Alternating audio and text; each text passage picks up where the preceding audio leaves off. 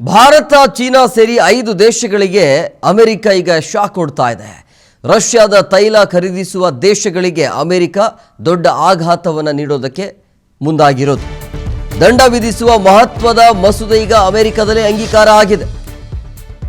ಮಸೂದೆಯ ಅನ್ವಯ 100% ಸುಂಕ ವಿಧಿಸಬಹುದು. ಈ ಒಂದು ಮಸೂದೆ ರಷ್ಯಾದ ಕಚ್ಚಾ ತೈಲ ಮತ್ತು ಅನಿಲ ಖರೀದಿಸುವಂತಹ 5 ದೇಶಗಳು ಇದರಲ್ಲಿ ಒಳಪಟ್ಟಿವೆ.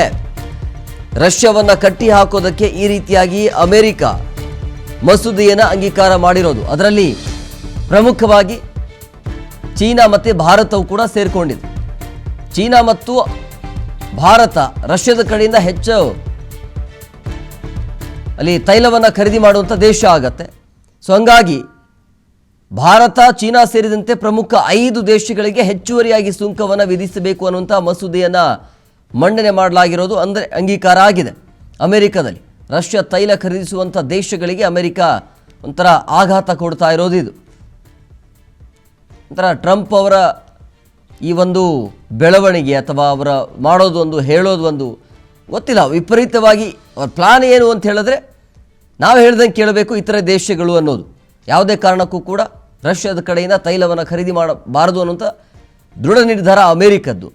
ಸೊ ಅಮೆರಿಕ ಮಾತನ್ನು ನಾವ್ಯಾಕೆ ಕೇಳಬೇಕು ಅನ್ನುವಂಥ ನಿಟ್ಟಿನಲ್ಲಿ ಚೀನಾ ಭಾರತ ಇದೆ.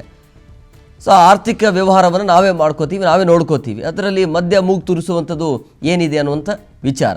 ಆದರೂ ಕೂಡ ಈ ರೀತಿಯಾಗಿ ರಷ್ಯಾಗೂ ಕೂಡ ಇಲ್ಲಿ ಆಘಾತ ಎದುರಾಗಬೇಕು. ಅದರ ಜೊತೆಗೆ ಇತರೆ ದೇಶಗಳಿಗೂ ಕೂಡ ಪೆಟ್ಟನ್ನು ಕೊಡೋದಕ್ಕೆ ಚೀನಾ ಈಗ ಅಮೆರಿಕ ಮುಂದಾಗಿರೋದು ಹೆಚ್ಚುವರಿಯಾಗಿ ಸುಂಕವನ್ನು ವಿಧಿಸಬೇಕು ಅಂಥೇಳಿ.